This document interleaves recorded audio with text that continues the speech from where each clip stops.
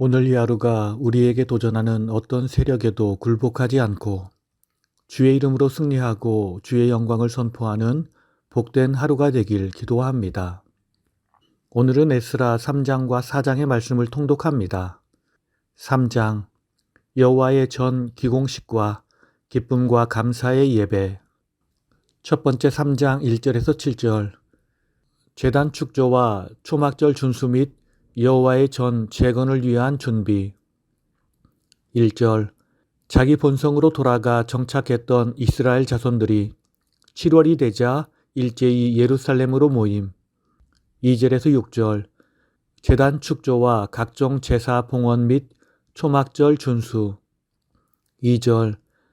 요사닥의 아들 예수아와 그 형제 제사장들과 수룹바벨과 그 형제들이 율법대로 번제를 드리기 위해 하나님의 단을 축조함. 조석으로 여호와께 상번제를 드림. 초막절을 지켜 번제를 매일 정수대로 드림. 7월 초하루부터 여호와께 번제를 드리기는 하였으나 아직 여호와의 전 지대는 놓지 못함. 7절. 성전 재건을 위한 준비. 성전 재건을 위하여 석수와 목수를 고용함. 시돈 사람과 두로 사람을 고용하여 백향목을 레바논에서 욥바 해변까지 수운하게 함.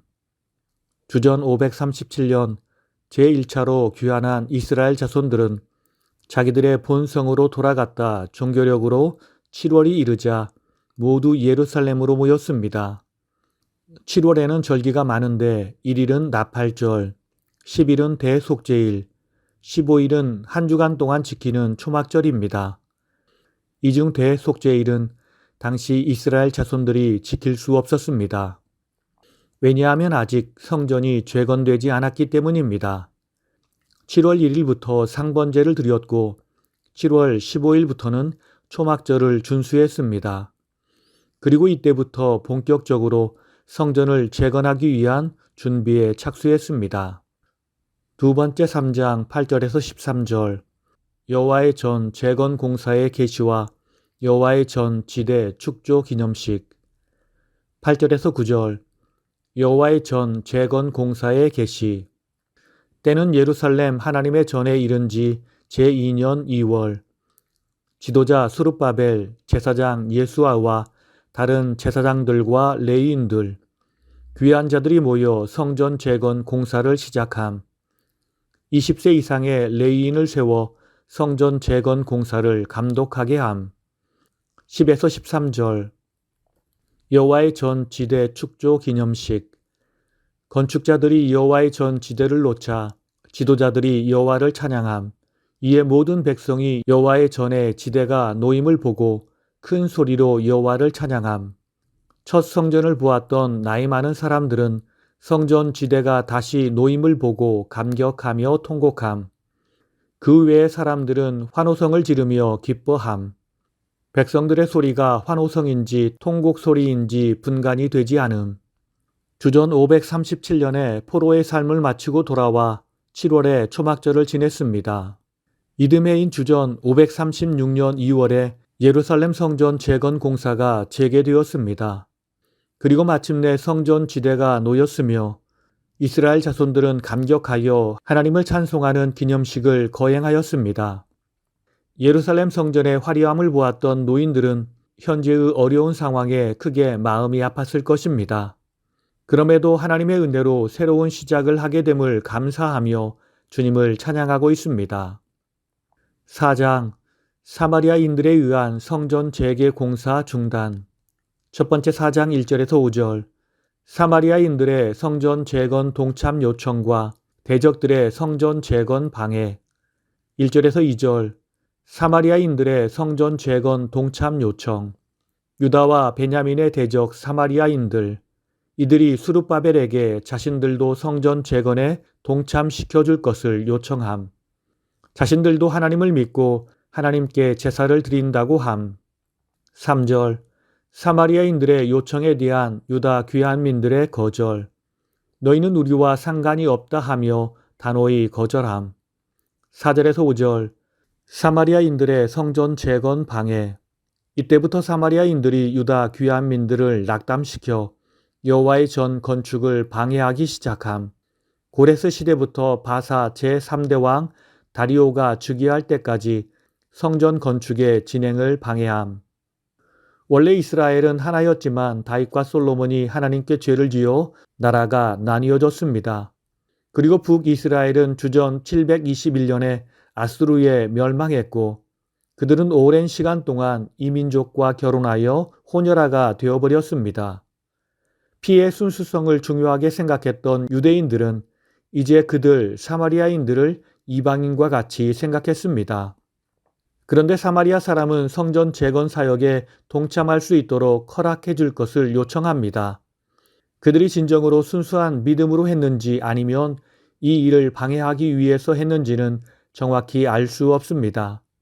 많은 학자들은 사마리아인들은 자기 지역에 들어온 유대인들로 인해 자신의 세력이 위축되는 것을 두려워했고 이것을 막기 위해 나쁜 계획을 세웠다고 말합니다. 유대인들은 이 사실을 잘 알았기에 사마리아인들의 요청을 단호하게 거부했습니다. 그래서 그들은 계속해서 싸우는 관계가 되었습니다. 결국 이들의 방해로 성전 공사와 성벽 재건이 중단되어 버렸습니다. 우리의 대적마귀가 주를 위한 우리의 헌신을 가로막아 버렸습니다.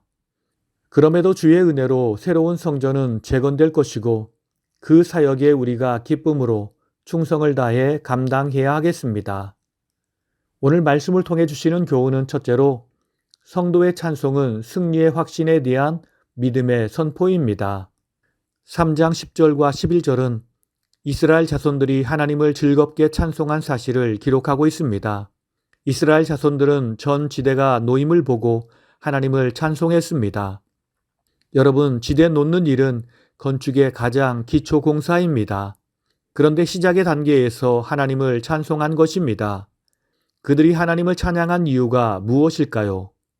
이 일을 시작하신 이가 이 일을 온전히 마치실 것을 믿은 것입니다. 최후의 승리를 이룰 때까지 주님이 우리와 함께 하심을 믿은 것입니다. 그렇습니다. 주님은 우리의 시작부터 함께 하시고 우리의 마지막까지 함께 하십니다. 우리는 그 사실을 믿고 주님을 찬양하며 예배하며 주와 동행해야 합니다. 찬양과 예배는 주님을 향한 우리의 온전한 신뢰를 보이는 믿음의 선포입니다. 우리는 보이지 않는 미래를 주님의 손에 맡기고 오직 찬양과 예배의 삶으로 끝까지 주와 동행하는 삶을 살아야 하겠습니다. 이 일이 하나님이 가장 기뻐하시는 일입니다. 두 번째, 스스로 선한 열심을 포기하도록 하는 것이 사단의 전술입니다. 4장 4절은 예루살렘 성전 재건에 동참하려던 계획이 수포로 돌아간 대적들이 이스라엘 자손들을 낙심케 하는 방법으로 성전 재건을 방해하였음을 기록하고 있습니다. 본문을 보면 유다 백성의 손을 약하게 하여라고 했는데 여기서 손이 약하게 된다는 것은 낙심하여 일에 대한 의욕을 상실한다는 것을 의미합니다. 사마리아인들은 갖가지 방법을 동원하여 성전 재건을 막았고 결국 성전 건축이 중단된 채 16년간이나 허송 세월을 해야 했습니다. 학개서를 보면 이스라엘 자손들은 성전 건축의 의욕을 완전히 상실하고 그저 현실에 안주하여 자기를 위한 안일한 삶을 살았다고 하였습니다. 낙심이 신앙의 나태함으로 발전한 것입니다. 이 모든 것은 우리의 대적 마귀의 작전입니다. 우리는 우리의 삶에 소망이 더디 이루어지더라도 낙심하지 말아야 합니다.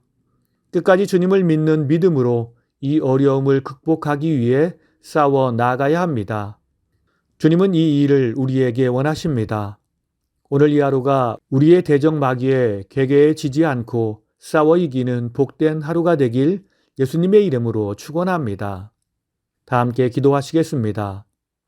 진실로 살아계셔서 우리와 동행하시며 우리를 통해 주의 일을 이루시는 주님, 주님의 인도하심과 계획에는 실패가 없는 줄 믿습니다.